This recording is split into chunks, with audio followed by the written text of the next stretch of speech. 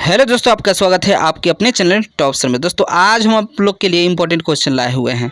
दोस्तों ये वीडियो अंत तक देखिएगा क्योंकि इस वीडियो में पूरे फिजिक्स का पहले फार्मूला देंगे, ठीक है ना। उसके बाद चैप्टर 1 शुरू हम करेंगे। तो चलिए शुरू करते हैं। पहला जो क्वेश्चन है दोस्तों, फोकस दूरी क्या है। देखिए इसका फार्मूला होता है F बराबर r/2, ठीक है। जहाँ r क्या है, वक्रता तिरछा है, बगल में आपको दिख रहा होगा, ठीक है। चलिए अगला जो क्वेश्चन है, दर्पण सूत्र। तो देखिए 1/f बराबर 1/v प्लस 1/u, ठीक है। ये दर्पण सूत्र हुआ। चलिए अगला जो क्वेश्चन है, गोलीय दर्पण का आवर्धन।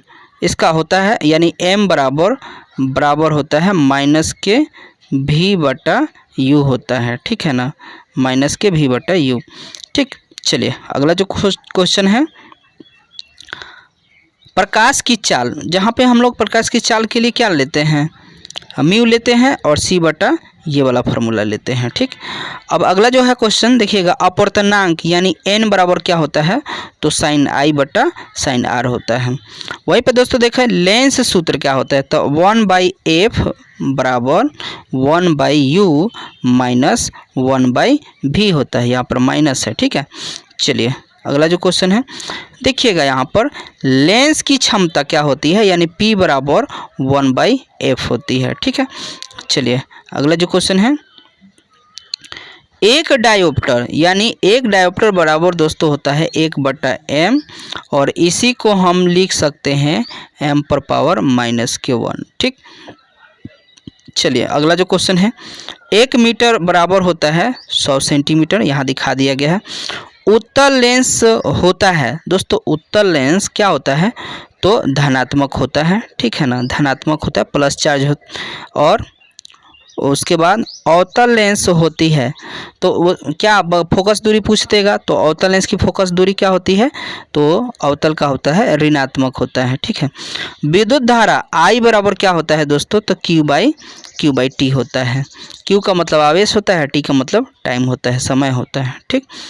चलिए अगला जो क्वेश्चन है देखिएगा, फॉर्मूला है, ठीक है ना। विद्युत धारा का SI मात्रक क्या होता है, तो एम्पियर, जिसे A से सूचित किया जाता है। आवेश का SI मात्रक क्या होता है, कूलम होता है, जिसे C से सूचित किया जाता है। और समय का SI मात्रक होता है सेकेंड, जिसको S से सूचित किया जाता है। दोस्तों R बराबर क्या होगा, तो V/I होता है, ठीक है ना। देखिए अभी हम लोग V/I होता है, और वहीं पे देखो यहाँ अगला जो है क्वेश्चन, R मतलब ये है S छोटा सा है दोस्तों, यहाँ पर RS मतलब सीरीज में जोड़ रहे हैं हम लोग, तो क्या होगा R1 + R2 + R3, ये जो कि श्रेणी क्रम में है, ठीक है ना। वही जो है समांतर क्रम के लिए फार्मूला है 1/Rp बराबर 1/R1 + 1/R2 + 1/R3, जो कि समांतर क्रम में जोड़ा जाता है, ठीक है। चलिए देखिए दोस्तों क्या है, प्रकाश क्या है, देखिएगा प्रकाश वह कारक है जिसके सहायता से हम वस्तु को देख सकते हैं, ठीक। या इसी को दोस्तों हम लोग और तरीका से बोल सकते हैं कि प्रकाश अनुप्रस्थ तरंग है और यह विद्युत चुंबकीय तरंग के रूप में संचरण करता है, ठीक है। चलिए अगला क्वेश्चन जो है, प्रकाश की चाल। तो देखिए प्रकाश की चाल 3 लाख किलोमीटर प्रति सेकंड है, या 3 × 10⁸ मीटर प्रति सेकंड हम कह सकते हैं, ठीक है ना। चलिए अगला जो क्वेश्चन है, प्रकाश स्रोत। देखिए जिस वस्तु से प्रकाश निकलता है उसे प्रकाश स्रोत कहा जाता है। प्रकाश स्रोत के कितने भाग हैं, तो दोस्तों प्रकाश स्रोत के 2 भाग हैं, पहला प्राकृतिक और दूसरा का है मानव, ठीक है। चलिए अगला जो क्वेश्चन है, प्रदीप्त। प्रदीप्त किसको कहते हैं, तो वे वस्तु जो प्रकाश उत्सर्जित करते हैं उसे प्रदीप्त कहा जाता है, जैसे में सूर्य, बल्ब, लैंप इत्यादि, ठीक है। और अप्रदीप्त दोस्तों उसको कहते हैं वे वस्तुएं जो प्रकाश उत्सर्जित नहीं करते हैं, उसे अप्रदीप्त कहा जाता है, ठीक है ना। जैसे में टेबल, कुर्सी, पुस्तक, ये प्रकाश नहीं उत्सर्जित करते हैं, ठीक है ना। चलिए अगला जो क्वेश्चन है, प्रकीर्णन। तो देखिए प्रकीर्णन दोस्तों क्या होता है कि जब प्रकाश की किरणें किसी सूक्ष्म कणों पर पड़ती है तो कुछ कण प्रकाश की ऊर्जा को अवशोषित कर लेती है। और कुछ विकृत करती है, विकृत करती है, जिसे हम लोग प्रकीर्णन कहते हैं। ठीक है ना। जैसे मान लीजिए ये कोई कण है, इस पर प्रकाश पड़ा तो कुछ तो ये प्रकाश अंदर रख लेगा, कुछ चारों ओर विकृत करेगा, इसको प्रकाश का प्रकीर्णन।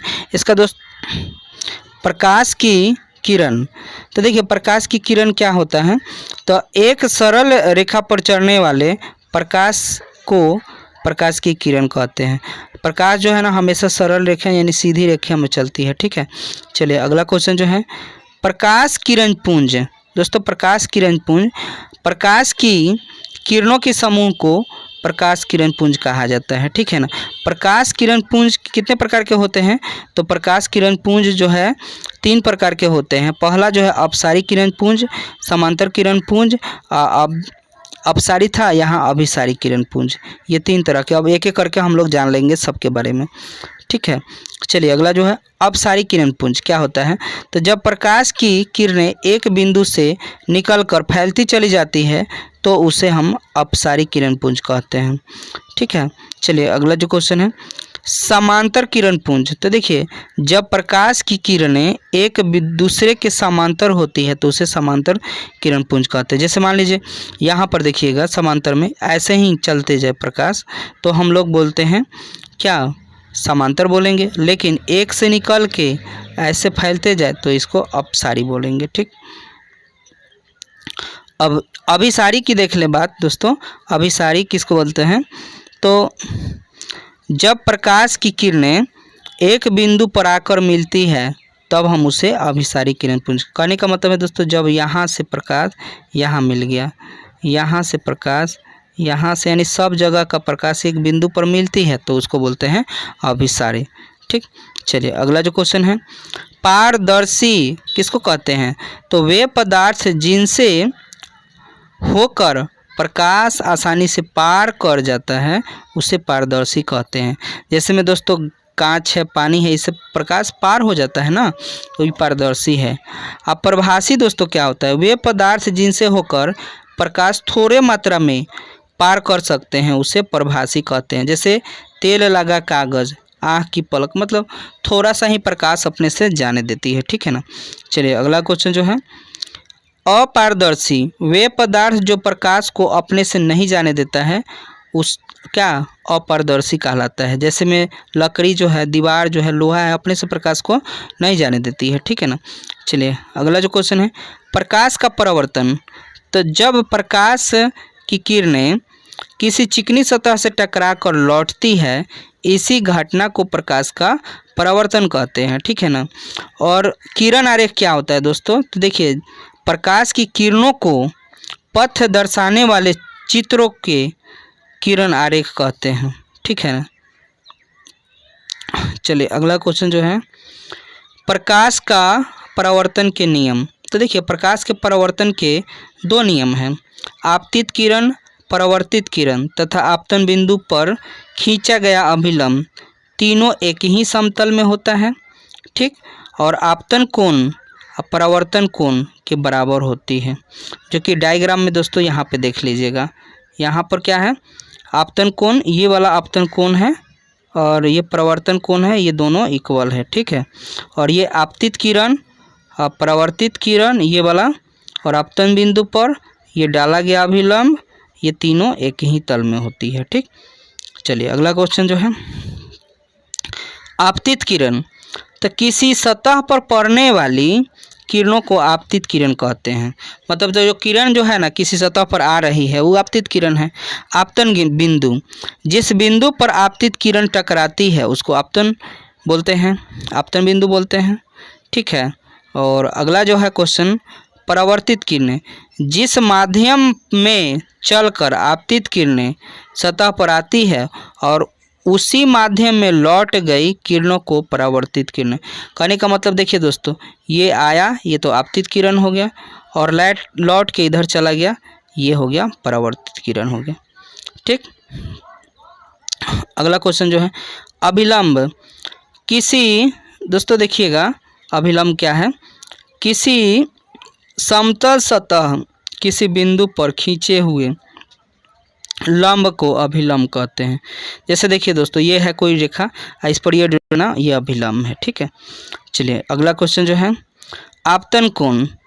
आपतित किरण आपतन बिंदु से खींचा गया अभिलंब से जो कोण बनती है उसे हम आपतन कोण कहते हैं। देखिए दोस्तों, समझिएगा आपतन कोण क्या है। जैसे ये है और मान लीजिए यहाँ पर एक लाइन खींचे तो ये वाला जो कोण बना, देखिएगा ये किरण है तो ये आया और इसके साथ कोण बनाया तो ये आपतन हुआ, और इधर से गुजरा है ये गुजरा है तो इधर वाला कोण तो परावर्तन कोण हुआ। चलिए,